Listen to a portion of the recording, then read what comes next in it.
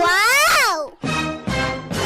আরে জিহান মেয়েদের মতো লিপস্টিক মাখছে। ও মা গো টুরুলা!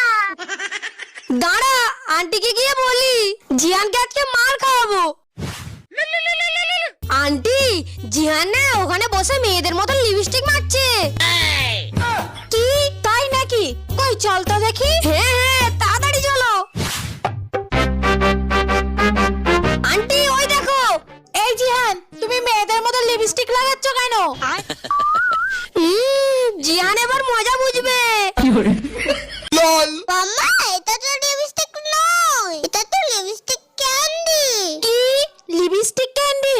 কই দাও তো আমায়। No, no, no, no. Wow, এটা হেভি তো। ইস, জিহান আবার বেঁচে গেল।